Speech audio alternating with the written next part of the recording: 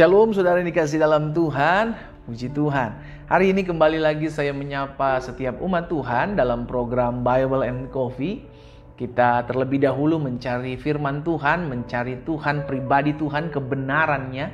Terlebih dahulu, maka tergenapi firman Tuhan dalam kehidupan setiap kita. Carilah kerajaan Allah serta kebenarannya terlebih dahulu. Amin. Maka semuanya akan ditambahkan kepadamu. Kita hidup bukan cari berkat. Berkatlah yang kejar-kejar kita. Jaminannya apa? Karena kita mengutamakan Sang Pemberi berkat.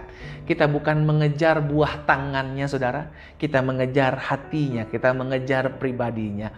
Karena itu kita mulai hari bersama dengan firman Tuhan melalui program Bible and Coffee ini. Saya mengajak juga setiap umat Tuhan untuk kembali membagikan renungan ini agar setiap kita bisa menjadi perpanjangan tangan Tuhan. Minimal melalui sosial media kita banyak orang dikuatkan, banyak orang diteguhkan, dan banyak orang kembali berbalik ke jalan-jalan Tuhan. Kita berdoa.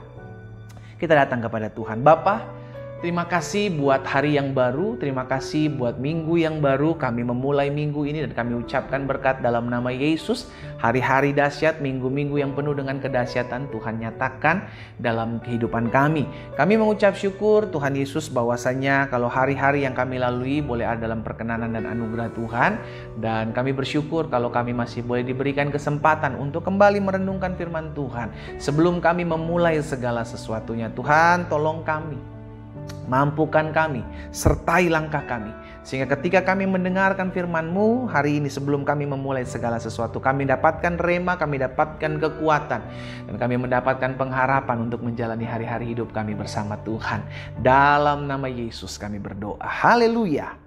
Amin, amin. Saudara yang dikasih dalam Tuhan, suatu kali bangsa Israel ketika ditinggal oleh Yusuf mati, maka Alkitab mencatat bangsa Israel di Mesir semakin banyak, saudaraku, semakin besar, ya kan?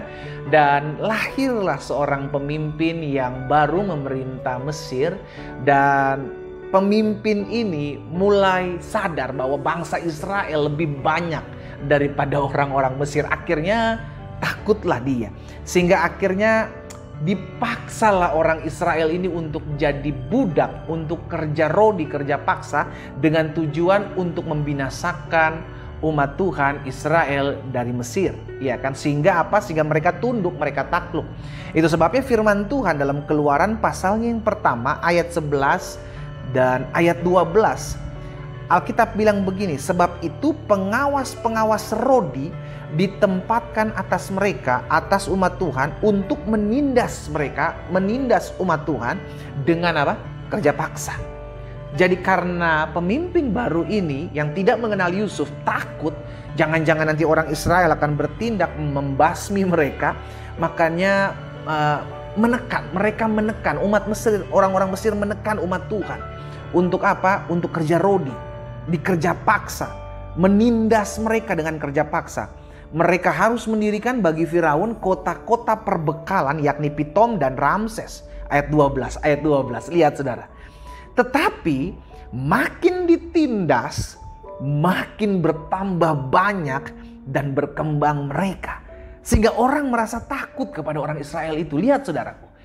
Ini yang saya percaya sampai hari ini. Biar anak-anak Tuhan hidupnya ditindas. Biar anak-anak Tuhan hidupnya teraniaya. Tetapi Tuhan yang menjadi pembela. Sama-sama bilang sama saya, Tuhan pembela saya.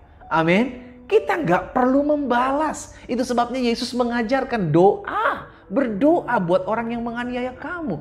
Kasihi, ampuni orang yang menyakiti kamu. Kenapa? Karena Yesus sedang mengajarkan kepada kita, jangan turun tangan. Biarlah Allah yang turun tangan. Sama-sama bilang sama saya, Allahku akan turun tangan. Amin, saudara. Umat Israel ditekan, umat Israel ditindas, bahkan umat Israel coba dibinasakan, saudara. Setiap kali bayi orang-orang Israel laki-laki lahir dibunuh. Dibunuh, iya kan? Kenapa? Untuk menghabisi orang Israel agar jangan lebih banyak. Tapi apa yang Alkitab catat? Tetapi makin ditindas, makin bertambah banyak dan berkembang mereka. Sehingga orang merasa takut kepada orang Israel itu. Saudaraku, hari ini kita diingatkan. Sekalipun kita hidup dalam keadaan terjepit, kita difitnah, kita ditekan, kita mengalami ketidakadilan dalam hidup kita. Tapi ingat, peperangan kita bukan melawan darah dan daging. Jangan pernah membalas. Kenapa? Karena kita dipanggil untuk memberkati, bukan mengutuk. Amin. Kita terpanggil untuk apa? Memberkati, bukan mengutuk. Karena bagian kita bukan membalas, tapi memberkati. Bagian pembalasan itu ada di tangan Tuhan. Karena itu hari ini saya mengingatkan kepada setiap umat Tuhan yang mengambil waktu untuk merenungkan firman Tuhan pagi hari ini. Saudara, apapun yang sedang menghimpit hidup kita, tekanan apapun yang sedang ada dalam hidup kita, selama kita tahu Tuhan bersama-sama dengan saya, maka semakin ditekan, semakin dijepit, kita akan semakin keluar sebagai orang-orang yang menang. Amin, saudara. Ya, karena apapun keadaan yang menindas kita, tidak akan pernah bisa memisahkan kita dari kasih Tuhan yang ada dalam Yesus. Apapun itu. Makanya Rasul Paulus bilang dalam 2 Korintus 4 ayat 8 dan 9, dalam segala hal kami ditindas, namun tidak terjepit. Kami habis akal, tapi tidak putus asa. Kami dianiaya, namun tidak ditinggalkan sendirian. Kami dihempaskan, namun tidak binasa. Dengan kata lain, apapun bisa terjadi menghampiri hidup kami sebagai anak-anak Tuhan. Tetapi bersama Tuhan, kita akan kuat. Bersama Tuhan, kita akan bertahan. Bersama Tuhan, kita akan melihat perkara-perkara dahsyat. Dan bersama Tuhan, kita lebih daripada orang-orang menang. Kenapa? Karena bukan kita. Karena kemah ini, ya kan, tubuh kita ini, saudara, milik Tuhan. Jadi kalau tubuh kita milik Tuhan, apapun yang kita hadapi, apapun yang kita jalani, tekanan, penindasan, iya kan, apapun yang kita alami hari-hari ini, kalau Tuhan yang pegang tangan kita, haleluya, maka kita akan lihat perkara-perkara dahsyat. Karena itu dari firman Tuhan ini kita belajar, saudaraku. Yang pertama, jangan pernah membalas yang jahat dengan yang jahat. Kenapa? Izinkan Tuhan berperkara dalam hidup. Kalau Tuhan yang menyertai, maka Tuhan juga yang akan membela kehidupanmu. Yang kedua, dari firman ini kita belajar bahwa anak-anak Tuhan sekalipun akan dihabisi, namun darahnya akan menjadi jiwa-jiwa yang dimenangkan. Haleluya. Iya kan? Akan dibalik pengorbanan ada kemenangan jiwa-jiwa.